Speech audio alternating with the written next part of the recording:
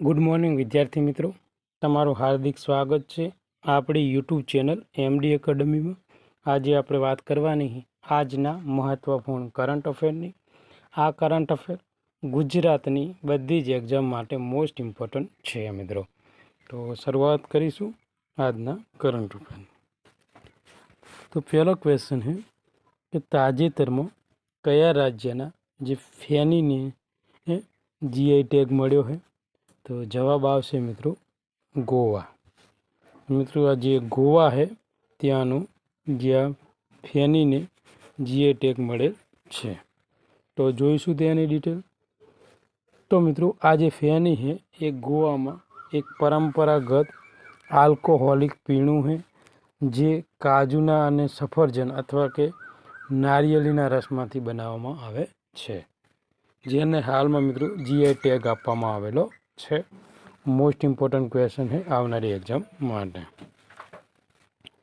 આગળનો ક્વેશ્ચન છે કે તાજેતરમાં કયા દેશે ઓપરેશન રાઇઝિંગ લાયન શરૂ કર્યું છે? તો જવાબ આવશે ઇઝરાયલ। તો ઇઝરાયલ દ્વારા મિત્રો ઈરાન દેશ ઉપર મિત્રો આ ઓપરેશન જે રાઇઝિંગ લાયન છે એ શરૂ કરવામાં આવેલું છે। તો જોઈશું એની ડિટેલ। તો ઓપરેશન જ્યારે રાઇઝિંગ લાયન પૂછે તો જવાબ આવશે મિત્રો ઇઝરાયલ। અને કયા દેશ ઉપર કરવામાં આવ્યું છે? તો ઈરાન। તો કે ઈરાનમાં જે પરમાણુ પછી મિસાઇલ અને જે લશ્કરી સંકુલોનો નિશાન બનાવવા માટે આ જે ઓપરેશન રાઇઝિંગ લાયન છે એ શરૂ કર્યું છે મિત્રો। તો મોસ્ટ ઇમ્પોર્ટન્ટ ક્વેશ્ચન છે। હાલમાં મિત્રો જે આ ઇઝરાયલ અને ઈરાન વચ્ચે યુદ્ધ ચાલુ છે એટલા માટે ઇઝરાયલ દ્વારા આ ઓપરેશન રાઇઝિંગ લાયન શરૂ કર્યું છે। જેટલા પણ વિદ્યાર્થી મિત્રો આપણી યુટ્યુબ ચેનલમાં નવા હોય તો આપણી ચેનલને સબસ્ક્રાઈબ કરી લેજો, જેથી કરીને કરંટ અફેરના બધા જ વિડીયોની નોટિફિકેશન તમને મળી રહે। અને જો તમારે મંથલી કરંટ અફેરની પીડીએફ જોઈતી હોય તો આપણી ટેલિગ્રામ ચેનલમાં જોઈન થઈ જાઓ, જેની વિડીયોની નીચે તમને લિંક આપેલી છે। તાજેતરમાં રશિયા દિવસ ક્યારે ઉજવવામાં આવ્યો? તો જવાબ આવશે મિત્રો 12 જૂન। 12 જૂનના દિવસે જે આ રશિયા દિવસ છે ને તે ઉજવવામાં આવે છે।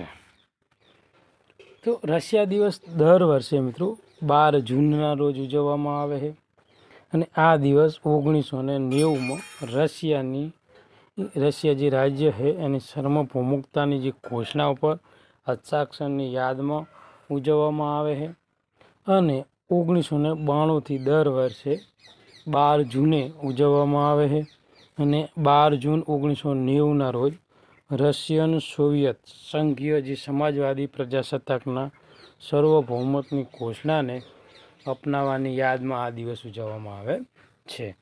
એટલે મિત્રો કહેવામાં આવે છે કે 1990માં આની ઘોષણા ઉપર મિત્રો હસ્તાક્ષર કર્યા હતા અને 1992થી 12 જૂન જે પ્રથમ વખત રશિયા દિવસ ઉજવવામાં આવ્યો હતો।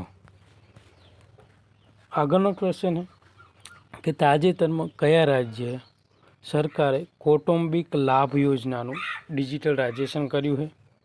તો જવાબ આવશે યુપી એટલે કે ઉત્તર પ્રદેશ। ઉત્તર પ્રદેશ રાજ્ય દ્વારા મિત્રો જે કૌટુંબિક જે લાભ યોજના હોય એનું ડિજિટલાઇઝેશન કરવામાં આવેલું છે। તો વાત કરવાની છે ઉત્તર પ્રદેશની। તો રાજધાની શું છે? તો લખનઉ એની રાજધાની છે મિત્રો। સીએમ કોણ છે ત્યાંના? સીએમ છે યોગી આદિત્યનાથ। અને રાજ્યપાલની વાત કરવામાં આવે તો આનંદીબેન પટેલ, જે આપણા ગુજરાતના પ્રથમ મહિલા મુખ્યમંત્રી હતા। તેઓ હાલમાં ઉત્તર પ્રદેશના રાજ્યપાલ તરીકે કાર્યભાર સંભાળે છે। આગળ વાત કરવામાં આવે તાજેતરમાં યુનેસ્કો દ્વારા કયા ભારતીય શહેરને ગેસ્ટ્રોનોમીના સર્જનાત્મક શહેર તરીકે નામાંકિત કરવામાં આવ્યું છે? તો જવાબ આવશે લખનઉ। તો યુપીમાં આવેલું મિત્રો આ લખનઉ છે, જેને યુનેસ્કો દ્વારા કોના દ્વારા?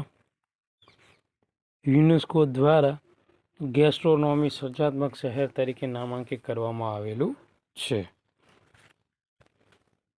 તો તાજેતરમાં લખનઉ શહેરને યુનેસ્કો દ્વારા ગેસ્ટ્રોનોમીના સર્જનાત્મક શહેર તરીકે નામાંકિત કરવામાં આવ્યું છે. નોંધનીય છે કે ભારતના અન્ય શહેરોની જેમ કે હૈદરાબાદને 2019માં યુનેસ્કોએ ક્રિએટિવ સિટીઝ નેટવર્ક હેઠળ શાના હેઠળ ક્રિએટિવ સિટીઝ નેટવર્ક હેઠળ ગેસ્ટ્રોનોમીના ક્ષેત્રમાં સામેલ કરવામાં આવ્યું હતું. એટલે વાત એવી છે કે લખનઉ પહેલાં મિત્રો હૈદરાબાદ પણ સામેલ થયેલું છે.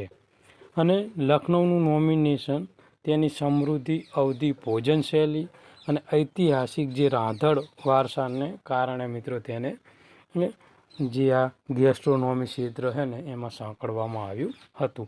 હવે લખનઉને મિત્રો નામાંકિત કરવામાં આવેલું છે. તો યાદ રાખજો, 2 શહેર હૈદરાબાદ અને લખનઉ. ઓકે. તાજેતરમાં LICના નવા MD અને CEO તરીકે કોણ ચૂંટાયું છે? તો જવાબ આવશે R. Doraiswamy. Okay, R. Doraiswamy. શૈક્ષણિક, સાંસ્કૃતિક, સામાજિક અને ધાર્મિક પુસ્તકોની સસ્તી ડિલિવરી માટે તાજેતરમાં કોણે સમર્પિત ટપાલ સેવામાં જ્ઞાન પોસ્ટ શરૂ કરી છે? તો ભારતના ટપાલ વિભાગ દ્વારા. તાજેતરમાં આંતરરાષ્ટ્રીય આલ્બિનિઝમ જાગૃતિ દિવસ ક્યારે ઉજવવામાં આવ્યો હતો? તો મિત્રો જવાબ આવશે 13 જૂન. 13 જૂનના દિવસે આંતરરાષ્ટ્રીય આલ્બિનિઝમ જાગૃતતા દિવસ ઉજવવામાં આવે છે. તો જોઈશું તેની ડિટેલ. આંતરરાષ્ટ્રીય જે આલ્બિનિઝમ જાગૃતિ દિવસ દર વર્ષે 13 જૂનના રોજ ઉજવવામાં આવે છે. આ દિવસ આલ્બિનિઝમ વિશે જાગૃતિ લાવવા અને આ સ્થિતિ સાથે જીવતા લોકોના અધિકારોનું રક્ષણ કરવા માટે સમર્પિત છે. અને આલ્બિનિઝમ એક આનુવંશિક સ્થિતિ છે જે ત્વચા, વાળ, આંખો જે મેલેનિનના ઉત્પાદનનો અભાવને કારણે થાય છે. એટલે કે જે પણ વ્યક્તિમાં જે મેલેનિન છે એનું પ્રમાણ ઓછું હોય તો ત્વચા, વાળ, આંખો બધું વ્હાઇટ થઈ જાય, જેને આલ્બિનિઝમ તરીકે આપણે ઓળખીએ છીએ મિત્રો. ચામડીનો કલર એકદમ વ્હાઇટ થઈ જાય. આગળનો ક્વેશ્ચન છે કે ભારતીય કોસ્ટગાર્ડ તાજેતરમાં ઓફશોર સિક્યુરિટી કોર્ડિનેશન કમિટીની 137મી મિત્રો બેઠકની અધ્યક્ષતા ક્યાં થઈ? તો જવાબ આવશે નવી દિલ્હીમાં. તો ઓફશોર સિક્યુરિટી કોર્ડિનેશન કમિટી એ ભારતીય દરિયાઈ સુરક્ષા વ્યવસ્થાને સુનિશ્ચિત કરવા માટે 1978માં ગઠિત કરવામાં આવેલી હતી. તો ગઠિત ક્યારે કરવામાં આવેલી હતી? 1978માં. આ સમિતિ ભારતીય કોસ્ટગાર્ડના ડાયરેક્ટર જનરલના વડપણ હેઠળ કાર્ય કરે છે, જેનું મુખ્યાલય આવેલું છે નવી દિલ્હીમાં. અને હાલ 137મી બેઠક એ નવી દિલ્હીમાં મળી છે. તમારે મને કોમેન્ટમાં કહેવાનું છે કે ભારતીય કોસ્ટગાર્ડ છે એના મિત્રો હાલમાં અધ્યક્ષ કોણ છે, જેના વડપણ હેઠળ આ જે 137મી બેઠક એ યોજાવાની. તો તાજેતરમાં ભારતીય કોસ્ટગાર્ડ દ્વારા નવી દિલ્હીમાં મિત્રો 137મી બેઠકનું આયોજન થવાનું છે. હેતુ શું છે? તો ભારતીય દરિયાઈ સીમા, ખાસ કરીને વિશિષ્ટ આર્થિક ક્ષેત્ર અને ઓફશોર સ્થાપનાની સુરક્ષા સંગઠિત મુદ્દાઓ ઉપર ચર્ચા અને તેની સુમેળમાં સુધારો કરવા માટે આ બેઠક મળી છે. આગળનો ક્વેશ્ચન છે કે તાજેતરમાં યુકેએ ઉત્તર અરબી સમુદ્ર દ્વારા કયા દેશમાં નૌકા સાથે પાસે કવાયત હાથ ધરી છે? તો મિત્રો ભારત સાથે. તાજેતરમાં ઇસરોના ભૂતપૂર્વ જે અધ્યક્ષ છે એસ સોમનાથન ને કઈ ખાનગી યુનિવર્સિટીના કુલપતિ તરીકે તેઓ નિયુક્ત થયા છે? તો જવાબ આવશે મિત્રો ચાણક્ય યુનિવર્સિટી, જે બેંગ્લોરમાં આવેલી છે તેના માટે. આજના કરંટ અફેરનો લાસ્ટ ક્વેશ્ચન તાજેતરમાં કોને 2023નો શંકરદેવ પુરસ્કાર એનાયત કરવામાં આવ્યો છે?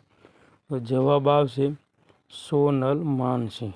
તો આજનું જે આ મહત્વપૂર્ણ કરંટ અફેર એ આપણે અહીંયા પૂરું કરીશું.